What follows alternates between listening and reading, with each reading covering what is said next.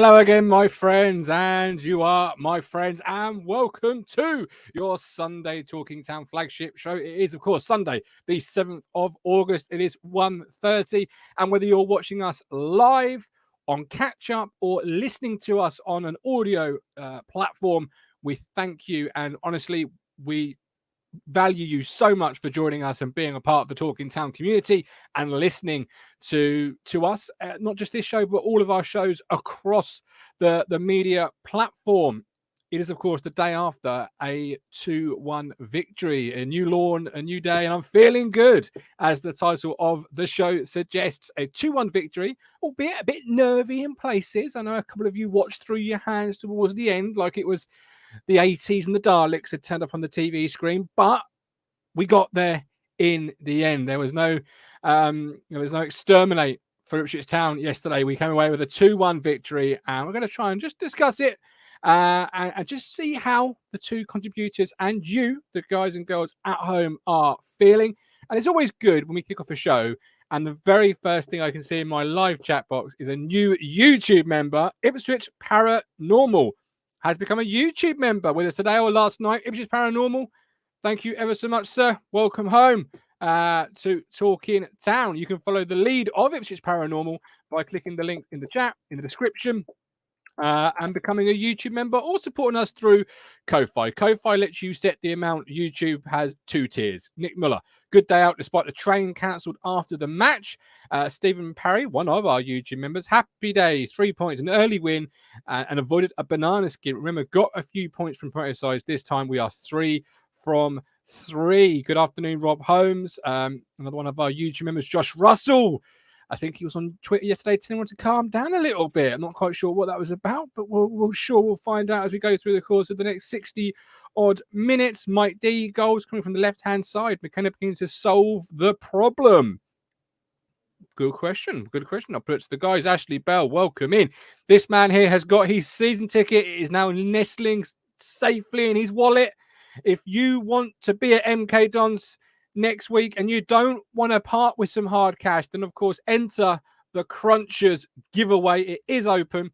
How you enter, I hear you ask me at home. Well, you can do so just by taking a snapshot of your subscribed status to Talking Town's YouTube page and sending that to the man himself. There's graphics online, there's giveaway video updates on the channel. You can't miss how you get involved. And if you want to know what the tickets look like, the view from the sea, well, this is it, my friends. Beautiful. You could be right there next week as Town smash Milton Keynes Dons. You could be. Dream, and you will achieve, as somebody probably once said. If they didn't, I've just said it. I better copyright it. Ashley Bell popped over to Amsterdam to watch the game. Okay, as you do. Right. Before we go into today's show, I do just want to show you all our Talking Town Fantasy League. This might be the first and the last time I ever show you, but would you look at that? The Gov is sitting in 5th. George Burley's Barmy Army. Actually, that's what I should have called my team, just for shits and gigs. Gov's 11, sitting in 5th, 62 points. There are 2 names you won't see on that page. One is Richard Moss and the other is Matt Phillips. Both are way, way, way back on the Gov already. Look at that. Look at that. Right. That may well be the first and last time I ever show that, depending on how Mitrovic and co does for me. Right, let's go ahead and bring in the man who has travelled hundreds of miles in the last 24 hours. He's had 4 hours sleep. Let's see if he's had the cruncher. Richard Moss. You're talking utter fucking... How are you? Hello. I'm in 22nd place. Itchy Saka. Oh, you'll be getting the Saka if you say 22nd. There we go. We do know, Gov, that after this week you won't bother doing it again. Nope. I tell you what, I watched a bit of the Chelsea game last night. I've actually watched some Premier League football. I thought Everton were really hard done by. I'm going to be honest there. I thought it was a powder puff game and neither team did enough to win. And then I went into the Avery and listened to Mr. Sutton and Mr. Savage. And I thought, get that on the way home. I had Jorginho in my team anyway because he takes pens. Yeah, I might make a substitution there. But how are you? Without going into the game and the players, you went to the new lawn. The very first thing you said to me this morning, in fact, the only thing you kind of said to me this morning is, you can't do an away day guide without having gone to the new lawn. Unique is not the word. So tell us, for the guys and girls at home, what was it like? It's an away day like nothing else, Martin. You know, you're driving into a village and it's all a lot of hills, beautiful countryside. You never ever think that there's a football stadium around there. It's somewhere where you probably go for a week's holiday. The sun was shining, you know, it was beautiful down there. Had a little stop at the pub, and then we walked to the ground. Now, I'm 46, right? So I'd say I'm fairly fit. If you've got a weak heart, you've got dodgy knees, do not attempt to walk to the ground. It's all right coming out because it's all downhill. Yeah. But going up, it is literally at the top of the hill. Yes, you were. Yes, I heard that, and you said as much on Wednesday's show. Yeah. I didn't know how hilly it was until you get there and you think, geez. It's not often you get a tweet at sort of 2:25 from the official club account where it says, if you're coming up the hill, don't leave it to last minute because it is a bit steep or something along those lines. Yeah, and you don't want to park anywhere near the ground. It was chaos afterwards. There was because they do a park and ride. They do. Buses everywhere. There was people everywhere. There was police everywhere. I did see somebody. I think Forest Green had somebody parking on their drive, so they're using their head to make a bit of money, aren't they? Absolutely, so, yeah. You should do. It was a good day out. It was a really, really good day out. It's a long way, and I'm knackered today and feeling it, but it was well worth going. Well, hopefully the first and last time we go there. Hopefully, but they're moving, aren't they, to a new stadium eventually, off the M5? Yeah, All Wood Stadium. Yeah. Well, how's that pass? I don't know. Anyway. How was the actual ground though? Because lots of people on Twitter, social media, this isn't even a ground. You've been to 82, 83, 84. My mistake. It was in the 80s. Not non-league. Look, it was going in. It was weird. We were sort of queuing up to go in, and there's this guy wants to have a piss, so he's trying to climb up this hill. He's had a few beers, and he's tried to sort of pull himself up on a branch that snapped, and everyone's giving it the way. And then we got in there, and it was the terraces were packed. We found a spot right on the halfway line. Literally no cover at all, Martin. In the sun, burnt to a crisp. There'll be a lot of sore heads today. And then at one end, where you come in, is literally a little window. Is the tea hut with probably about. We didn't make it there because all I wanted was a drink because it was hot. So I went down at half time, queued for 10 minutes. Then they were handing out paper cups, and they've even got a little water station. You remember when you were at school and you used to put your mouth under the old water fountain. Like that. You put your cup on it, you press your button, and the water comes out. But look, it was a really good day out, and it's unique, I would say. Well, can you imagine if you had to go there on Boxing Day or New Year's Day? No, you wouldn't want to go there in the winter time. Not quite so inviting. No, burnt is one thing, but it would have been, wind, rain, gale, no cover. Like Anthony Steele says there, the terraces were packed, but you're thinking normally, look, they've come from non-league, mine. They're probably catering for about, what, a couple of hundred travelling fans? Yeah. 1,200 town fans there yesterday, so, yeah, good day out. It's not often you get a TV angle, Crunch, that makes it feel like you're actually in the terrace with you because the angle was so low. It was we were watching the camera was literally behind us. It was ridiculous. It was like a little tin hut. It literally was. It was like we were there. But look, fair play to them. Look, as a football club, we know that they're vegans and all this. The pitch was absolutely immaculate yesterday. You will not see a better playing surface than that all season. Apparently, it's like that all the year round. There was a sign outside. I can't remember what it actually said on it because they are going to use people's piss to put on the pitch. To water. There you go. You have literally left a bit of you behind in Forest Green. Mark Tuxford, before we bring in the Mogul, the busy Mogul, how does the 92, the Mogul that delivered Sean A, by the way, before Sean A was even a thing? Just going to say that. We have been riding him all year for saying Sean, it's Sean. I remember he left a voice note and he was going, Sean. He was Sean. And we were like, It was. it's Sonny. No, it's Shawnee Aluko. That's it, Sonny. Not Good off the bench as well, Aluko. We'll get to him later. Good off I'm the sure bench. we probably will. How does the 92 ground visit work if you get teams relegated, promoted, and more rounds to cover? Well, it's because like last season, who went down from the Football League, Martin? Oldham. Wonderful. I can't remember the other one, but I'd waited a long while to do Oldham because obviously done it in the FA Cup and then they disappeared. But then I gained back Grimsby and I gained back Stockport. So it's an evolving thing. Yeah, there'll always be new teams coming and going. And my next one's Port Vale anyway, and I think that's in October. Good man. The goat sound like I had a few bevies on Alex's channel. Rob Holmes, the angle was ridiculous. I thought Morse missed the goal to start with. Did anyone try their food? Did you try their food? Well, I couldn't get near it. It was a massive queue, so no. Award-winning, I hear. Award-winning. Yeah, they got a brewdog pie apparently out yesterday. It came out. Had a fan zone. Had a fan zone for the away fans outside it, which was it was good. The sun was shining. Yeah, brilliant day. Cool.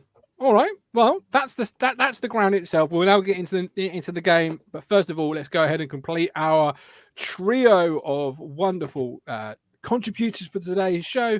It is, of course, the Media Mogul. We've just lost the teenagers. It's absolutely embarrassing. Matt Phillips. No embarrassments yesterday, Mr. Phillips. How are you? Good, thanks. I've just been looking up the new stadium. Eco Park, it's going to be called. Yeah, you're right. Made of wood. How does that pass the safety inspection? I don't know. Must be not wood as we know it, presumably. It's going to have a 100-room hotel. 100-room hotel in there. And the reason it's being built is their current ground is not fit for purpose. So kind of backing up what Rich was just talking about, because you'd think as they came through the pyramid on that where you was all in yesterday with 1,200 people, probably you only have like 20, 30 people in there, really. Yeah, so, yeah. There you go. I'm surprised you didn't go, Phillips. I'm surprised you didn't want to take the trip down. You know, I know you're a big away day fan. Yeah, I have been there before. I know how far away it is, albeit on what was then FA business. But yeah, it's I do like Forest Green. You have to admire them in the fact of where they've come from in terms of going through the pyramid on a limited budget, and they've got their own identity, haven't they? Which I think is really good, because in this kind of modern era. Look, under Evans, we used to lament the fact we didn't really have an identity, did we? And then, like, everyone takes piss because they're like, you know, got this vegan thing going on. It's all about sustainability and all that kind of thing. But, you know, it gets people talking about them. We're talking about them. We've just played them, but we're talking about them now. So fair play to them. Very similar club to AFC Wimbledon, I guess, Matt, in the sense of, you know, doing it their own way on a budget, often fighting above where they should be. Yeah. And what I love about AFC Wimbledon is the context of it. Like when you talk about Wimbledon tennis, you're thinking middle class, strawberries and cream. You're talking Wimbledon football, something shit house, isn't it? And limited budget and all that kind of thing. But yeah, it's good to see these clubs doing something just a little bit different, really, and trying to do it the right way rather than, I don't know, trying to sell stadiums to themselves and get around financial fair play and doing all that thing. So yeah, absolutely. Did you see, Rich? Did you see? Sorry, mate, Rich. Did you see that on the ad boards yesterday? It said New Diamond. Did you see that? Yeah, they were about that on the tannoy. Yeah, so what it is, so Dal, I think his name's Dal Vince, is the chairman. Yeah. He's giving, it's a prize draw or something, and he gives an actual diamond worth $2-3 grand away to a fan. Every home game. So there you go. That was my ticket. I could have got into that. The patron saint of diamonds. Damn. Bit more expensive, Matthew. Yeah. Than a couple of tickets. Yeah. How many have we got in the draw, by the way? Crunch for MK? 26 at the minute. One more than it's growing. I told you to grow. By Christmas, you might get 50. 26 MK Don. It's going to be a big game next weekend. We set it up perfectly to be a big one, nice and early. Yeah. But let's sort of talk about yesterday's game. JD was excellent, says Jem. Louis said he was comfortable. How did you see it from the terraces? Because we're at home, whether you've watched it live, heard it live, or watched it on playback, have often watched it through your fingertips the last 20 minutes. How was it there in the terrace? See, I wouldn't say for 80 minutes of the game we controlled it, didn't we? But there's always that little at the back of your mind, like when it's 2-0, it's a strange scoreline, isn't it? Because that next goal's crucial because it goes 3-0 and the game's all over. But being Town, we have to give them a sort of a foothold in the game. And then it was a little bit sort of hairy for that 10 minutes sort of after the goal. Martin, obviously, they had the goal disallowed literally about a couple of minutes later. Christian Walton done an excellent double save. I thought he was brilliant yesterday, by the way. But after that, we did see the game out quite well, even though it was, I think, in total yesterday, Matt, there was 15 minutes of injury time, 6 in the first half and 9. Well, I thought it'd be about 6. When the 9 came up, you think, blimey. But we didn't really give him a sniff for that 9 minutes. We kept the ball. Obviously, when I said, Aluko come on, he kept it really well. And possibly we probably should have scored another goal if we'd have been. That's the only takeaway. And I think this is the theme that I'm sort of at the minute is, and I think McKenna, he didn't look that happy, Martin, after the game. He came over, he quickly applauded the away fans, and he went down the tunnel to the dressing rooms, and he didn't look very happy because I think we made it difficult for ourselves when we shouldn't have done.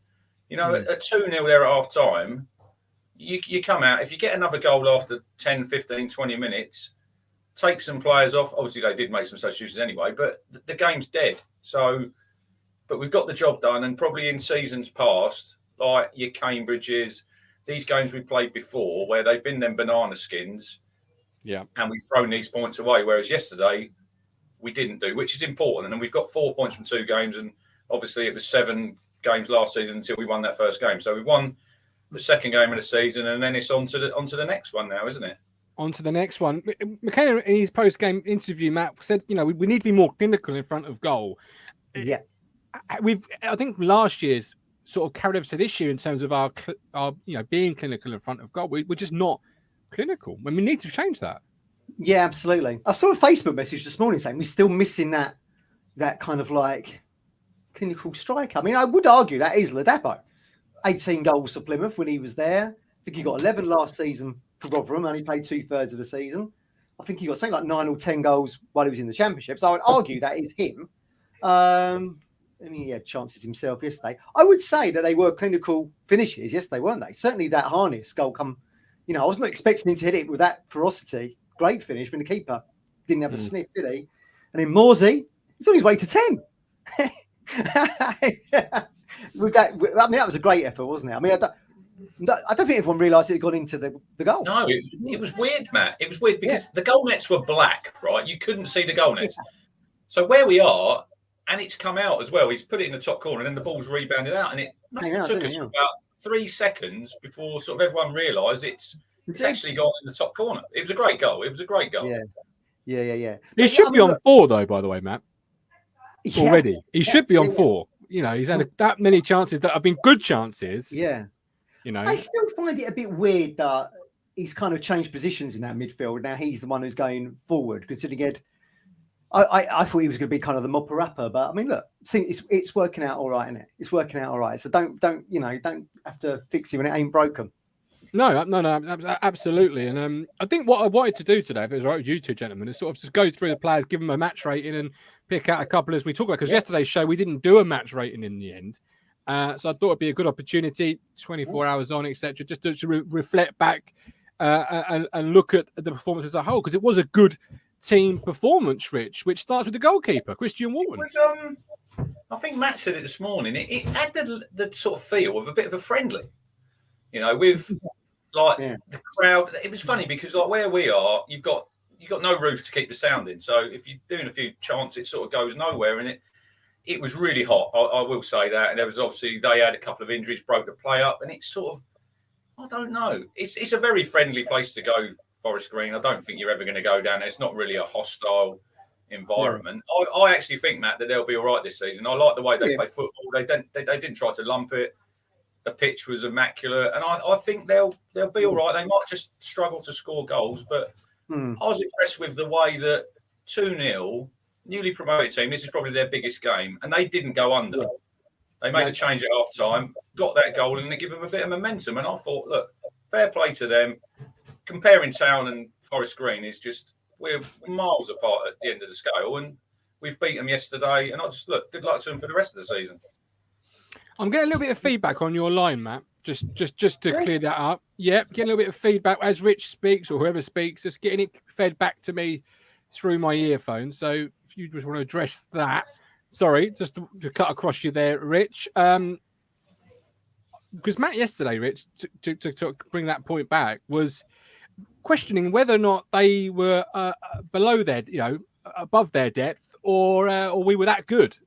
That was my question, wasn't it? Were they were they out of their depth and we were really good? I think it was somewhere between the middle there. I think in likelihood. Yeah, I wouldn't say they were out of their depth. I think that's a bit disrespectful to them, because you think before we've scored the first goal, if you're going to get into your ratings, guys, it was Christian Walton who sort of done a really good save from that Jamal Matt. He's come out, he's closed him down, and then literally, I think a few seconds later, we've broke to the other end and we've scored. So it shows in football. It's really small margins. He was actually my man of the match yesterday, Martin. I know, look, Sam Morsey was outstanding, but I did say when we done our season preview, and you said to player of the year, and I said Christian Walton, and then yesterday it emphasised everything to me why he's the best goalie in the league. Handling was great, distribution was excellent, which I think he's really improved on, because when he came in last season, that was one of the sort of areas I thought, not sure about that. And obviously, look, he'd done some key saves, and he just gives you that calmness when you're in the stadium. You've got him in goal, and you don't need to worry. We've had goalkeepers over the years. You sit there and you think, blimey, you're not confident, and that's why I'd give him a 9 yesterday, Martin. I thought he was outstanding. Didn't put a foot wrong, and he was really unlucky with the goal as well, because he'd done a great save, and then obviously we didn't react quick enough to the rebound. But the double save was fantastic. Little minute details, stop the cross in the first place, because then he doesn't have to do the saves. And sometimes that's them little details that's going to get you out of this division, Martin. Don't go to sleep. And we did go to sleep a little bit there. Danasian, I thought, played all right. I thought he was a little bit lazy. Got to get closer to him and close him down. And it's just a reaction save from Walton. He's hit him the first one, then he's got up really quickly and he saved it. But I thought, he was top draw yesterday, Walton. Yeah, the double save was good, Matt. But I thought the best save of the day was the first that kept it 0-0, because you got a goal down there. Who knows with the atmosphere, but who knows their first league game. Us notoriously not great against promoted sides, the nerves, the jitters, whatever you might want to bring into the party. That save at 0-0 to then go and score 60 seconds or 2 minutes later. That's a big save at a big moment. Yeah, 100%. I think Lee Anderson said yesterday, he's almost like worth a goal to us, isn't it? With Walton there. And I probably would have had him man of the match yesterday as well. It's almost like people used to say Jimmy Greaves, one of our greatest goal scorers this country's ever seen. Wouldn't do anything for 89 minutes and then pop up in the 90th minute with the match winner. And Walton's very much like that, I think, in terms, but in the other way. He might not be busy, but when you need him to be busy, when you need him to be switched on, alert, and like Rich says, you turn a point into 3, he's there for you. So, fair play to him. And we know he's really a championship minimum keeper, really. So fair play to Town for being able to get him. Absolutely. A player that got a lot of attention last week, Leif Davis. Obviously, the price tag speaks for itself.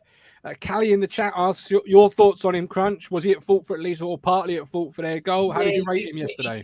I haven't seen the goal back, but I think he did get caught a little bit. I thought he was better yesterday, Martin. Got forward a lot more, especially the first half. He obviously played a role in the goal, didn't he, from Heist. A little bit nervous the first 5 minutes. Probably like him and Burgess. Burgess made a couple of small mistakes the first, but then that's a new partnership on that side. I actually think going forward, what I see Cameron Burgess yesterday, just going on to him, Martin, he fits in on that left-hand side.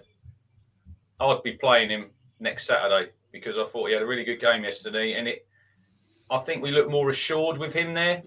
I don't know what Kieran McKenna will do. Obviously, Wolfie was injured, but I think you might have to make a choice over one of them to play in the centre, because I think we look more balanced with Burgess out there because he's left-footed, and I think that did help Davis. I think he got a bit.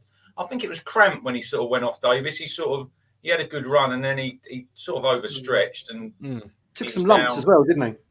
But look, you've got Greg Lee, who's more than capable of playing. If Davis was injured, we'll probably see him. I'd have thought, Matt, on Tuesday night. Greg Lee, I think 90 minutes. Wasn't he? I thought Davis did well, because there was disappointment, wasn't there, after the Bolton game with him a little bit, especially certainly when you take into account how much money we've paid. But I was impressed with how he gets forward and can cross that ball. I mean, that's one of the things that everyone was kind of getting angry about Penny, was that he would never beat that first man. I remember watching that Palace pre-season game, he was still doing the same thing.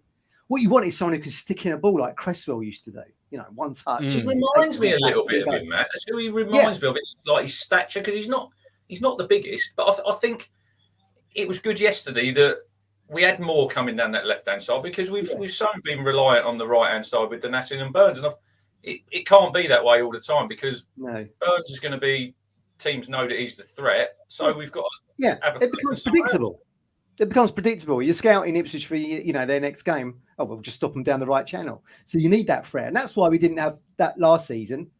Arguably, maybe the reasons why Bon switched off for a few months. He just wasn't getting the service. Getting the service from that channel, yeah. But yeah, Davis crosses the ball lovely, I think. Yeah, I've often called for balance in that back three. That left footer coming in, but Burgess's lack of pace, Matt, it worries me. And yesterday you saw a couple of instances, as Aaron Scott says here, made two massive mistakes. One could have cost us a goal and got him sent off. Gets spun far too easily, and also thinks he has a 60-yard diagonal on him, which he doesn't. I'm not sure about the diagonal, but his lack of pace does concern me. And if you're putting it down to a simple pick the best three, and the only benefit is his left peg, it's still. But I would hate to see an Edmondson or a Wolf sat on the bench because of balance. You think those two are superior defenders to Burgess? Oh, yeah, night and day, every day of the week. Yeah. I get the balance argument. Makes sense, doesn't it? On the left side of there. But yeah, I wouldn't.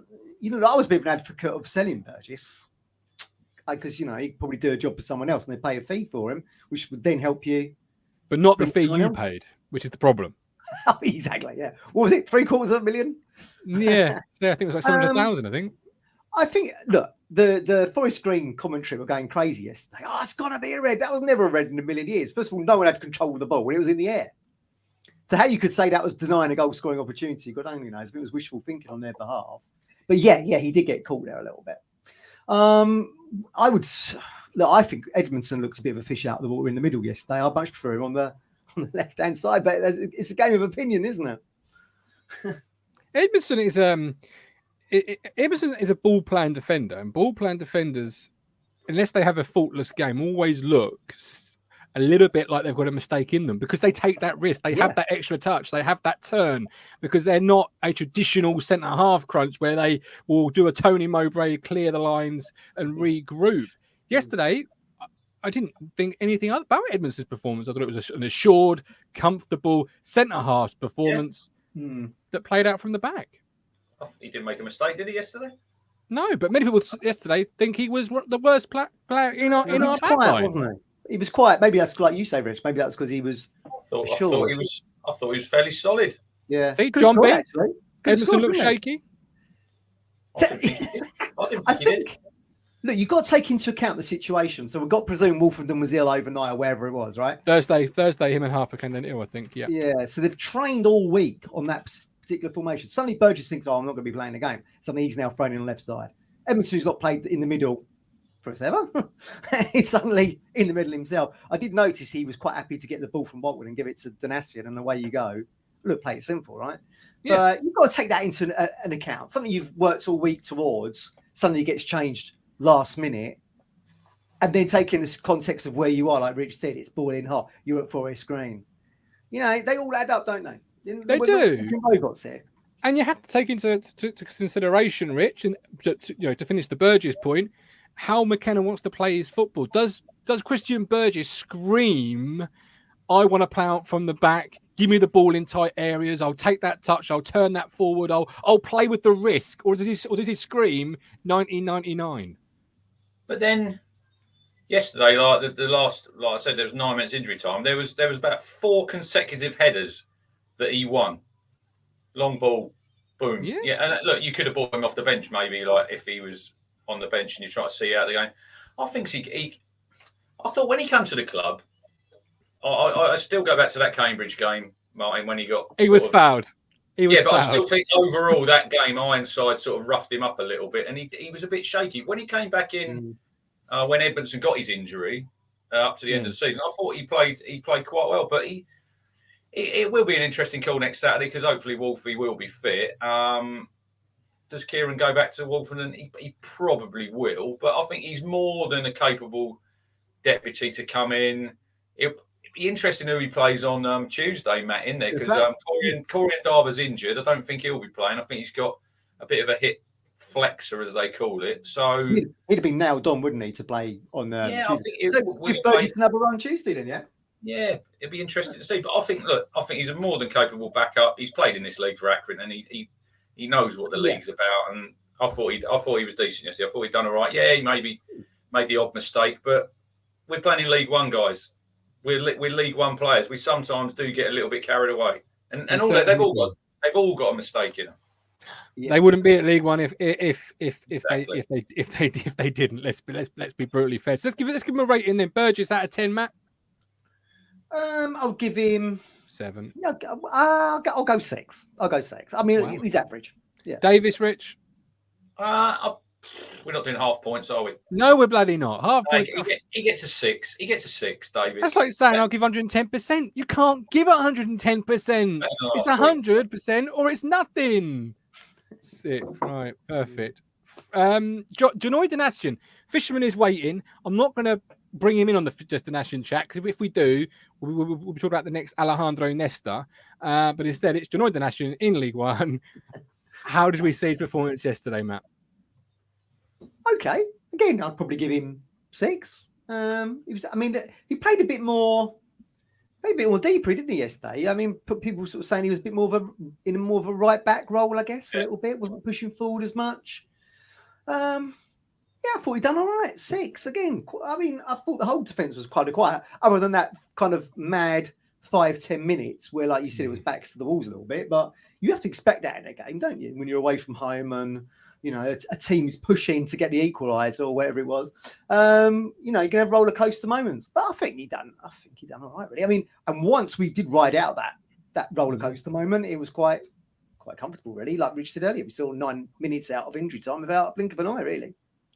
You mentioned earlier, Rich, lazy defending, double save. That little bit of lazy defending was by Janoy Danastian. Again, similar to Bolton, getting beat too easy down that flank. He's got to get a little bit closer and stop that cross. But he's a solid 6, JD. Oh, every day. I thought he had decent. They were all okay. The defence, like you say, Matt, there was only that mad 10 minutes where it sort of went a bit crazy. Other than that, it was a comfortable afternoon for them. They'll have tougher tests, won't they? Definitely. Without a doubt. Without a doubt. They really will. The only disappointing thing for me was it was such a comfortable performance for them 3 that my keeper had to make double saves. I want, if they're comfortable, I want my keeper coming off with clean shorts. I wanted a clean sheet. At half time, you're 2-0 up. Yeah. Get that third goal. Let's get out there, keep your clean sheet, because that's obviously what the defence want. And they've given away a goal. But when they bought the kid who scored, March, wasn't it? Josh March, was it? They brought him on. That then gave us a bit of a different look, didn't it? Because it had been that Jamil Matt on his own, really, hadn't it? In the first half, and then the TV camera was so low. I'm thinking it was 2 up the top who was playing just off him. They had a bit more physicality, didn't they? Which is how they got the goal in the first place. And then there was another threat there with the goal that was offside. Eventually, was it a header? Or he come off somebody? From the corner, wasn't it? It sort of pinged out. Yeah. So obviously had a little bit more of a threat there, but like you say, other than that, it was comfortable for them, really. It was. Mark Tyford, on another note, seriously, why is everyone hating on Brenner on Radio Suffolk? I understand sometimes he can sound underwhelmed, but when it matters, he shows the passion. Look, Brenner, we've discussed it before. I've known Brenner a number of years. He's a really good guy. That's just his way. He's got Ipswich's best interests at heart, 100%. You can't please anybody all the time. Like last year, Brenner and the commentary was getting panned. This year, the new commentary is getting panned. Just enjoy what you enjoy. I mean, sometimes, like familiarity breeds contempt. I mean, Brenner has done that commentary for a long time, hasn't he? You think about when, was it Terry Baxter come out of doing it for Suffolk? Brenner took over. So that's got to be at least 15, 18 years, maybe. But look, they're fresh. Look, if you still want to listen to Brenner, you can on Suffolk. And if you want to listen to Glenn Wheeler on the what's going to become Town TV, you can. Just seeing Burgess there, the Forest Green commentary started calling him burgers. You can't get one of those, can you, in the ground? Not the meat variety, anyway. Not the meat variety, no. Burgers. Yeah, I like that. I thought Nick Hayes brought a lot to the party, Matt. Well, I've got to listen. I listened to the Forest Green one, But Oh, sorry, of course you did. Sorry. What I like about the Town TV stuff is they did it with the Charlton game, didn't they? Well, you guys were there. I was ill, wasn't I? So I wasn't there. But they chose Edmondson for that one. So they've obviously got a thing where they're going to have players in He's there. got Holland 8 times this year, he was saying. Really? Yeah, Matt Holland 8 times. So that's Charlton twice, surely, I'd have thought. Yeah. And then from there, I don't know. But Colchester, Holland's on. That's a third time. Yeah, fantastic. Got in quick there, Matt. We've got in quick there with Matt Holland because otherwise he'll be on Charlton. Take that Charlton pound note, wouldn't he? You got to be careful. He did say he's got a living. He did say to me. We're just joking, everybody. Paul P. Burns is a bit quieter this season. Do you think opposition have sussed him out, or is it just he's missed a lot of pre-season? Michael, I enjoyed the commentary with the fan of 60 years commentating. Well, he was excellent. 5 times, says Jim. Okay, sorry, 5 times. 8 times, 5 times. It's still quite it's still a handful. A number of times he's not featured.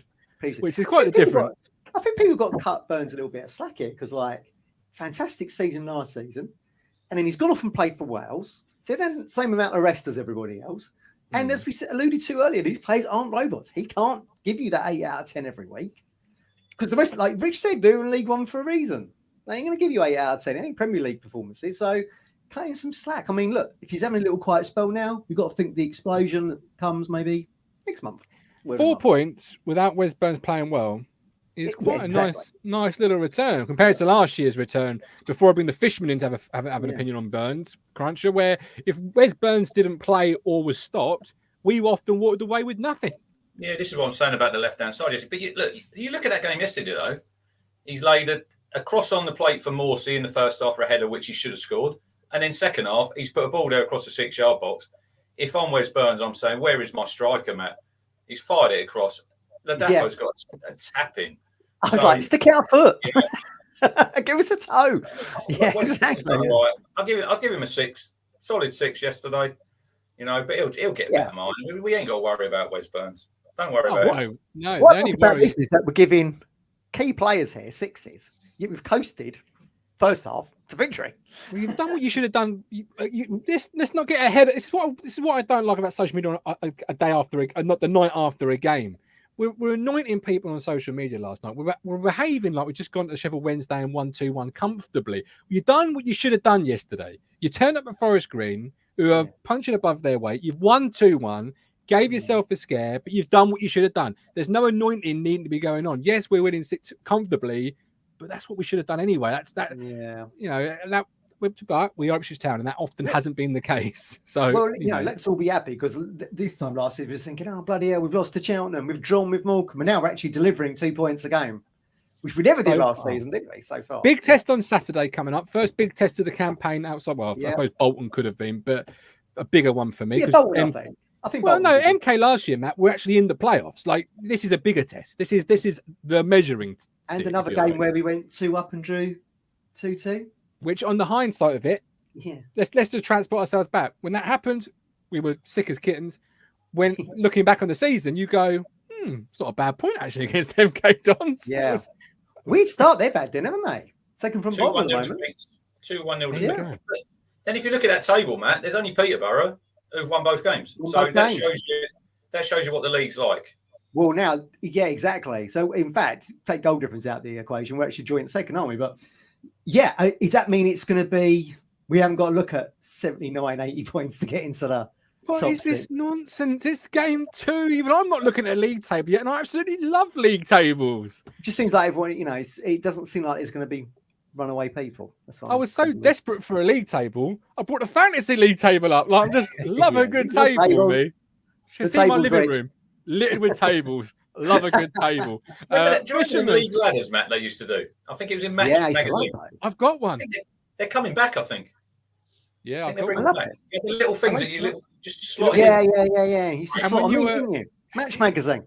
Coming like a teenager, you'd slam the door after an argument and they'd all hit the ground. And you go, Has anyone got the Division 3 table? They've fallen out. I've lost Forest Green. Where's it gone? I've lost Wrexham.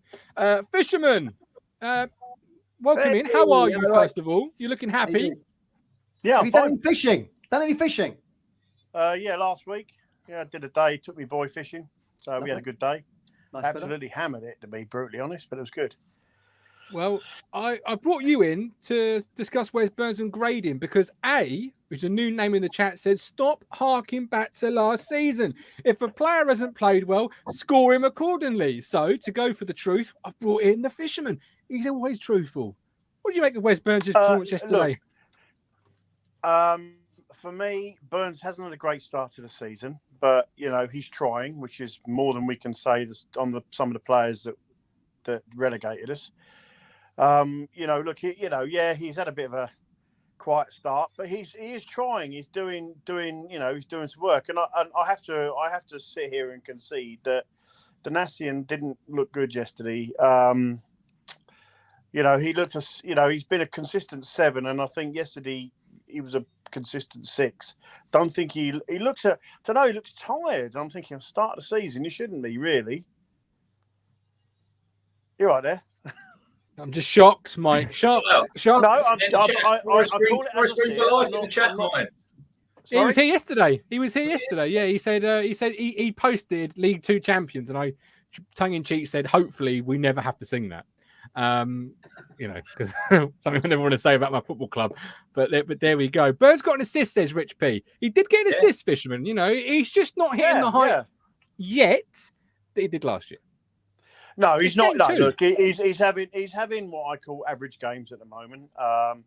Donasians is having what I call average games at the moment. Edmondson for me has been poor. If I'm honest, I just haven't looked comfortable. He hasn't looked comfortable for some reason. Now I put in a chat yesterday about inept tactics, and when I meant inept perhaps I shouldn't have put inept, but for me, Leif Davis doesn't look comfortable. I don't know why. He struggles to get forward, struggles to defend. Definitely should have done more for their goal. And I had Morsey for man of the match for his worldie and his captaincy performance, but Walton was outstanding yesterday. And I think if we'd have played a Sheffield Wednesday, if we'd have played against Bolton or like we did last week, I think we would have conceded that second goal. We've got to start killing teams off. There's a big question here. Why have we signed, as they said on the commentary yesterday, Lapido? Why have we signed Lapido and Donasian? They did call it that. Donasian is a cracking one, but Lapido, I've never heard of that one before. I don't understand why he signed Ladapo, because he's never played up front on his own. He's always played with a partnership. And I agree with Leandro, I love Lee. We always have a debate and stuff. I do think that saying that, he's got 3 partners, that's not how it works. You know that. Strikers thrive on a second partner. And Ladapo is just not thriving on anything at the moment. He's there's a big gap between him and the midfield sometimes. And, when we're playing that long ball up to him and he's looking to head down or head on, there's no one there with him. And it does worry me. We've said it, Rich, about the strike power. Yesterday, there was times when we should have, buried them, should have been 3-4-0, and that would have been cruising. 2-1, that's a scary scoreline. Can I come in there about Ladapo, right? So it's a real hard role that he's got to play, but I think the 2 supporting players, Chaplin, it was too deep a lot of the time, and Marcus Hines, they've got to play closer to him, Mike. I know you want 2 up front. I just want them 2 to get closer to him. Saying that, I didn't think he had a great game. If I'm being totally honest, I think he's got to work harder.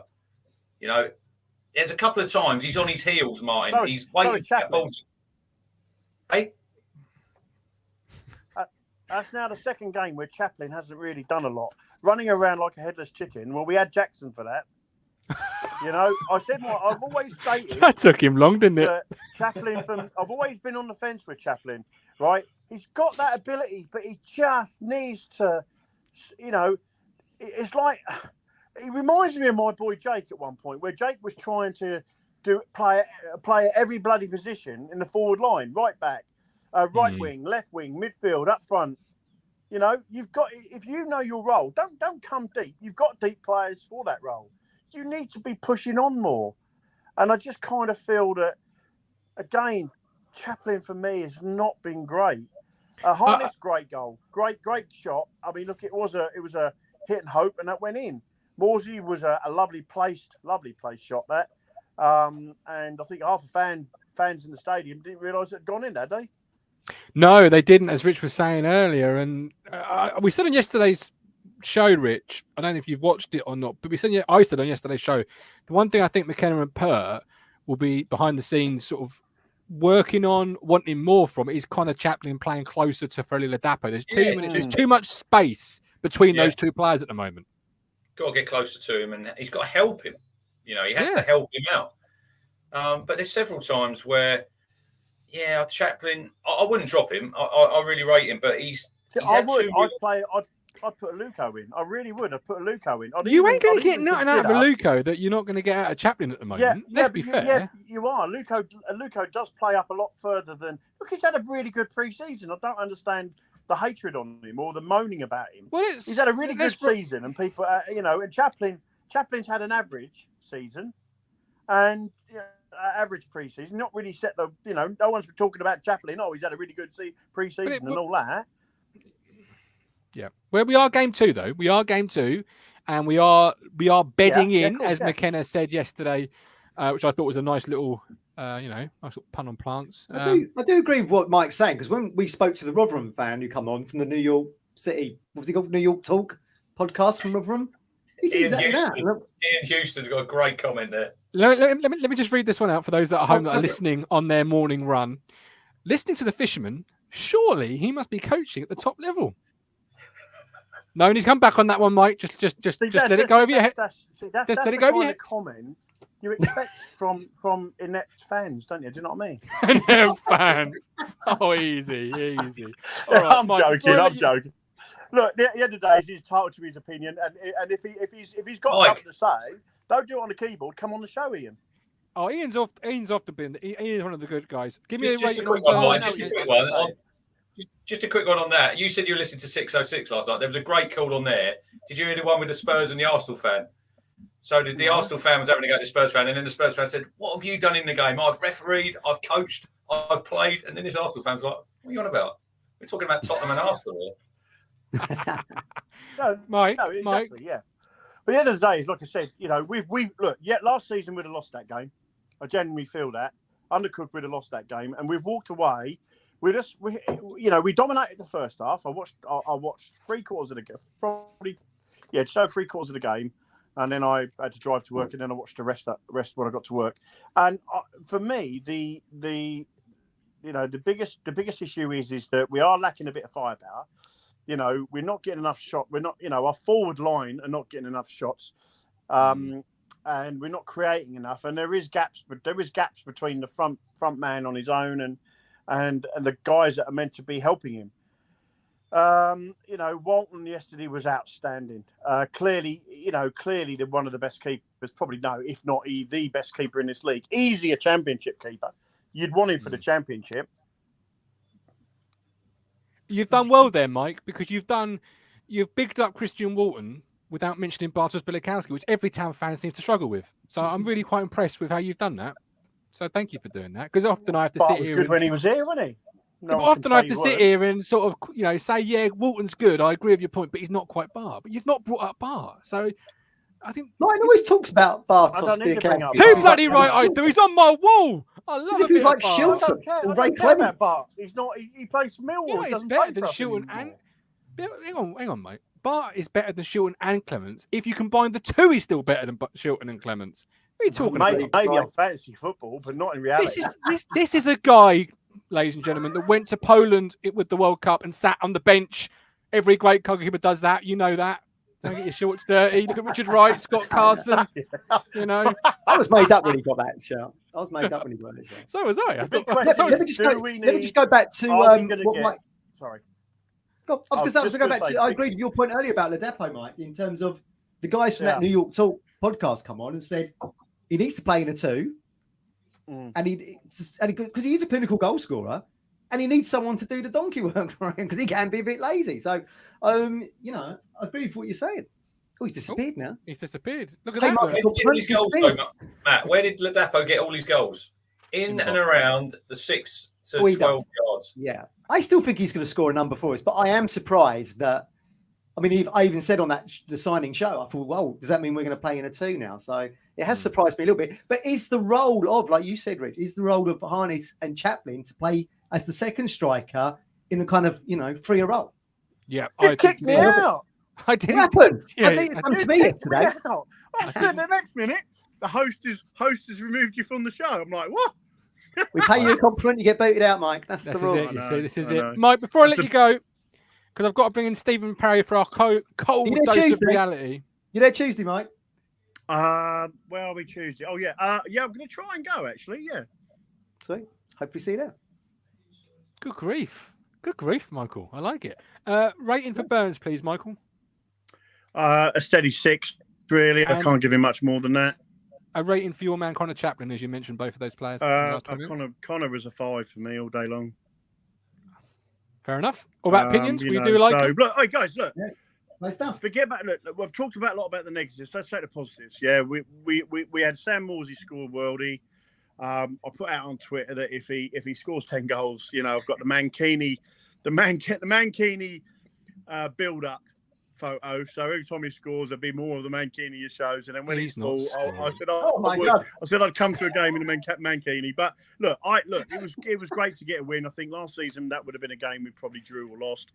I do think there is room for improvement. I do think that maybe, I would start Greg Lead over Davis at the moment. I think Davis looks a bit. He just reminds me a little bit of Penny at the moment, and really. He does a little bit. He's not set the world alight, and I know he's only just come in, and that would what I would do. I mean, I said the other night, I think the best thing that could happen for Leif Davis is for Greg Lee to come in and start, and him come off the bench. And because I think he'd probably be more effective. I think Greg Lee is more. He seems to have more energy. I like Greg Lee. He reads the game really well from what I've seen. Yeah, he does. Yeah. Again, I agree with what Richard said. Maybe we could play him in a left of a back 3, and maybe Leif Davis on that wing back role. But we're not the manager. We can only say what we feel as fans and as long-term football lovers of the game and stuff. And even my level 1 coaching badges is enough to warrant me to say what I have to say. There it is. Level 1, level 5, level 1 million. It doesn't matter, mate. It's not Pokemon. I don't care about level 1 or level 2 and all that rubbish. At the end of the day, I'm a football fan of this club, and I love the club, and I want us out of this league. The reality is, like I said, we won yesterday, and let's take the positives from it. It's 3 points, and 3 points now. 4, we're sitting 7th. And look on to the next game and go from there. All right, Mike, it's been a pleasure as always. You look after yourself. Thank you for coming on. Signal's a bit patchy in places. Sorry, I got a bit of a quick finger there. Matt Stannard, $8.99. Immense dinner at the Goats. Was in a picture to you, Cruncher, but clean plates all round. 5 for Chaplin. Mike, come on. He's doing the book today, isn't he? Oh, it's the book. Yeah, Matt Stannard, thank you ever so much for the $8.99. I really appreciate that. Aaron, was that Aaron? Hang on, bear with me. I'll get the name again. Somebody in the chat. Aaron Scott. Says, it's the crunch. It's the Fishman on a wind-up. You'll get used to. All the time, Aaron. Aaron's new, is he? Is Aaron new to the show? He must be, because if he thinks Mike's on the wind-up, he clearly not was enough Mike. Yeah, Mike never winds anybody up. He just says what he thinks. I think with Burns, he's now becoming. Just listen to the feedback we're getting and people in the comments there. He's now becoming a victim of his own success because people are now expecting these. Like I said earlier, expecting these 8 out of 10 performances when we don't expect them from anybody else. So you don't put the pressure on their shoulders. So, there is going to be this kind of period where, of drop off, and you'll see. There's a lot of chat. There's a lot in the chat about Sam Morsey, Evans and Ball. Yeah, I was going to actually try and, but the Fisherman was delivering some really good points. I was going to try and bring it to the show, but I've now lost complete track of it in the chat. But there is a conversation in the chat, which is what makes this show so great, that you can hear what's going on in the show while also having a conversation in the live chat. And LG, you are completely right. This channel platform, it's all about opinions, but be prepared to defend the opinion. Be prepared for it to be spoken about. I know he is. He's doing well. He's doing well. I know he is, but it's all about opinions. Often minor shot down, as you just saw there. I did think when Ladapo come in, and I was thinking we would play that 2, and then Ball followed. I did actually think that 3-5-2 could be a thing with those 3 in the middle. If you're playing Evans, Ball, and Morsey, then you're dropping a quality attacking player, and that's my only issue with that 3. That's only my only issue. Callie says, LG, you're deluded, but he says maybe 2 bias. So can I ask everybody, should we bin Morsey? And well, I can stop right there. If you bin anybody, it ain't Morsey. Well, no, if you could bin in anybody for Ball, it's going to be Evans. It ain't going to be Morsey, is it? I mean, he's hardly, got. Well, he done well yesterday, Evans again. Done well. Yeah, he did all right. He did okay. And I think Andy said in East England today, like he goes under the radar a little bit, but don't, you then take him out of the mix and you think, shit, there was no one doing that role. So. A says, it seems if you're a forward, you only need to do one thing. If you're a defender, you need to get everything right. As a centre half all my life, I can agree with that. Yeah, agreed, yeah. Absolutely. I'll hope to try and bring a couple of stats to tomorrow night's talking time. That's what forwards and that always win player of the year, mine. Defenders do the ugly stuff, don't they? And then they make a mistake and they get absolutely pillared for it sometimes. Well, yeah, it's why when you see a defender go for big money, everyone raises their eyebrows. But with a striker, it's sort of expected. Oh, yeah, well, that's what you pay for a striker. I'm going to try and bring some Ladapo stats to tomorrow night's talking to extra time, just to try and go a bit deeper, talk about his role, lack of goals so far, 2 games in. I want to know how long it was in the game yesterday before he touched the ball, because it must have been at least 10 minutes. I'll write that down. I'll try and find that information out for you. Joining me tomorrow is Stephen Thompson and Neil Moles, the aficionado, Mr. Positivity. And we'll also look ahead to Colchester and the Cup. We need a countdown. We need a countdown on this channel to the wedding. You need a wedding countdown. It is. Well, he's second stag do's after the MK Dons game, and it's the week after that. I did tell him last week. There's still time. There's still time, Neil. You can change him on at the altar. You haven't got to just because you stood there and she's coming down the altar in her dress. Don't mean you got to go through with it. Like EastEnders. Absolutely. Yeah. Absolutely. Is it a Saturday, the wedding? It's a 2-day affair, Matthew. 2 days. 2 days. What are we going to do about? You won't be at the game. Is there is it a home game that day? No, it's an away. It's an away game, and there will be a ticket. I'm still doing a matchday ticket. Do not fear. From the church, from the pews, from the graveyard. Is there anyone here? Go with somebody. He'll have the fisherman in the background shouting, won't he? Oh, that's the 20th then. That's my birthday. Is it? Oh, Joshua Usek too that night. Come on. Is that? Oh, wow. What time is that? What time is that? It's going to be like UK time because it's in Saudi. So main event will be like 10 o'clock, I would have thought. Yeah. Wow. Okay. Ashley Bell, Morse has been our man of the match both games so far, and Evans not far off it either. Ball's got a real job on his hands to get the shirt back. He'll probably play a little bit on Tuesday, I'd have thought, if he's not that far behind. Definitely. Stephen was going to come on, but I'm going to get him on tomorrow's show to kick it off because Mike was delivering some fantastic points. But over a rather long spell. I think Lee Evans, if you look at Lee Evans yesterday, Martin, he's not going to get that amount of time and space against some of these better teams. No disrespect to Forest Green, but he had the ball, he had the run in the middle of the park, didn't he? No one only made a tackle on him. So he played well. We had a decent game. His set-piece delivery was still shit. Not great. Free kick there on the edge of the box. Free shot of goal. What does he do? Stick it straight into the wall. We've got to be better than that. There was the shot he had as well where he tried to curl one second half and hit the ad ball on the top of the stand. Yeah. Kane Mullins, Greg Lee, this is a little bit of what the Derby analyst was saying on last week's Radio Derby show in terms of a head-scratching move, because Ken says here, Greg Lee looks to be a terrific signing. Can't understand why he spent $1 million on Leif Davis when we needed a goal scorer. That's a fair comment at this stage, having not seen both players enough. As always said, a left back won't get you promotion. It won't win you promotion. No, it won't. But you're looking. They might be looking ahead to when we go up a division. Hopefully, like next season. Yeah. Now, Greg Lee's a good player in this league. Could he make the step up? We don't know. Could Leif Davis? I think Leif Davis could. I think he's a younger and he's got time to grow, isn't he? 100%. Oh, yeah, I 100% agree with you, yeah. He's about 30 anyway. So, I mean, is he just here for, was he got 2-year deal? 2-year deal? Possibly, possibly. I do feel like he's going to provide goals for us. But, like you say, Mike, we're only 2 games in and he's got to fit into this system that he hasn't played with previously. Now, that's not his fault, is it? No. LG doesn't think Morsey would be starting if he wasn't club captain. It's your opinion, LG. I don't think the three of us here agree with it, but it's definitely your opinion. Callie, Ladapo's key stats from Sofa Score. There we go. Kay's done my job for me this afternoon. Love it. I'll bookmark that and have that tomorrow. He had a great shot there, didn't he? He had a great shot there first half, and the keeper saved it.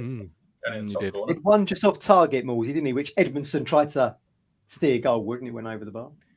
I just want to discuss Coventry very quickly with you, Rich. Tin Tin Pot. It's August. My boss is a massive Coventry fan, and he messaged me Friday night, pitch inspection, and I thought, pitch inspection? In August. So they've obviously Wasps play there, don't they? Yep. Yeah. And Wasps have got quite a lot of financial trouble, Matt, and they should have been doing work on the pitch, and nothing's been done. Then we've had the Commonwealth Games rugby there. And have you seen the pitch? Have you seen it?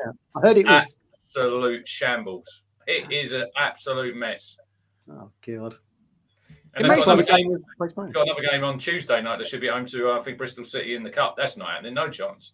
It makes me sick to my stomach that a club like that is a league above us. It's Tin Pot. It's Tin Pot. It's August. Huge spell in the top flight, didn't they? They went down, didn't they? That first season we was in the Premier League. They've been in there 30 odd years, 35 years, I think.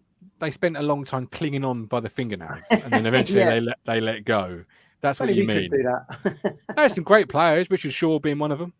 But if you're Mark Robbins, their manager, Matt, you got to be tearing your hair out because they done really well last year. They had a really solid season, and a lot of people are putting them up there, possibly outside the playoffs. But it's just been a shambles with that ground, isn't it, since they moved, and then they obviously had to go to Northampton. They played there, didn't they? And people wouldn't go. They used to stand outside on the hill and watch them. And went to St Andrews, didn't they, last season? Was it? Yeah, they played there. It's just a mess, isn't it? Mess, it is a mess. It is a mess. It is. Mark Tuxford, YouTube member. Thank you very much, man. Like Tux. Thank you very much. We appreciate it. Right. We're back tomorrow, as I say, 8:30. But before then, we are back. Well, Rich, tell the good people at home. Yes. Can you pronounce his name? No. No, I'm going to try. I did think, Matt, that we would have. I've been practicing it. So obviously in the week, I don't know if everybody see it. It was Jason Scatelli. Oh, you've definitely been practicing that. Let me get this up here. I'll get this up here and say, hold on. He is his pronunciation king. So he was at the game, wasn't he? He's part of the PRS Trust. Yeah. And he was there, and he done a real. You've got the book, haven't you, Martin? You've bought his book. Yes, I have. Yes. And he was obviously. He had an accident, didn't he, when he was in the police force, got hit by a taxi doing 100 miles an hour, and he's lucky to be alive. Look, we're going to talk about all this tonight, but I thought... I would say you pronounce his name, Jason Schechtel. There you go. Jason Schechtel. I thought he was at the game, and he met everyone at the club, didn't he? Gave them all like inspirational speeches. Yeah. Brilliant. And I thought, so I messaged Mark Steed, and he said, yeah, message him. So dropped him a DM, and he said he would love to come on. So we've got him on tonight with yourself, Martin, and Ben's joining us. Ben Adams, Milk Tray. I'm really looking forward to having him on. Something a little bit different, you know. It's great the club did that, isn't it? Brought him over from Arizona. I think it's fantastic. There he is. Yeah, look at that. Yeah, he's a big guy, isn't he? Crikey. Very, very, very tall guy. Yeah. So obviously, made the news during the week. Obviously, after he spoke to the club and whatnot. I'm looking forward to it myself, Rich. It can be a nice hour or so. A bit different. Absolutely. And what time is that for those at home that 8 p.m. 8 p.m. There we go. So join us from 8. Myself, Rich, and Milk Tray Man. We'll end on Ken's comment. I wasn't criticising Leaf. Just think we should get our priorities straight. Yeah, that's fair enough. That's fair enough. We do need someone who can score goals or get us out of this division. I totally agree with you. Which is what they were saying last week on BBC Radio. I'm going to try and do that every week, actually. Try and sort of dip into various local radio stations where they're talking about their football club. So I'll try and find Burton this week because we're playing Burton next Tuesday. I'll try and find MK Dons as well, just because I thought it was a good little flavour of what they felt about us and what they felt about their own setup, and it was quite interesting. A head-scratching move, they called it. Which I will be. Probably on Facebook. I will share it with everyone. I'm doing the trash talk with MK Dons, Matt. So the series of questions. I think we've got Colin on from MK on Wednesday's show. Really good, Colin. He's a bit shouty. Turn your volumes down, everybody, if you're going to listen to him. He's a really fun guy, and MK Saturday, very interesting game because they've obviously had 2 defeats, lost Twine, lost Harry Darling. Big game for them, Matt. Big game for them. Absolutely. And before we go, big shout out to Mike Davey. If you don't know, didn't see Friday's show, he edits the first All or Nothing Arsenal and Amazon Prime. Go and check it out. Edited it. Yeah. So go and watch massively it. Impressed. Yeah. There you go. Claim to fame them, right? That is a job and a half. So, yeah. Thank you to Matt Stunner for $8.99. Thank you to Tux for becoming a YouTube member. And thank you for the other, for Ipswich Paranormal. I think it was at the start of the show who was a YouTube member. Name doesn't escape me. We have been talking Tan. He is the Cruncher. He is the Mogul. We're back tonight at 8 p.m. He isn't. He's probably going to watch Downton or something. We're watching Downton Abbey. See? Mrs. Want's been wanting to watch it, so I'll be down. I like the first one. It's good. You're out. There you go. There you go. Subscribe, like, and we'll see you all in a little while. You make me smile when I think of you. If I am down or when I am blue, I can't get enough. Oh, yes, lover. You make me happy, I feel so fine.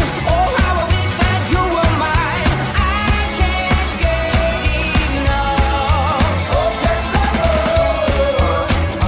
Oh, please, lover. I woke up all soaked in sweat, weird chills running down my neck. I felt went crazy from just the thought of you. A long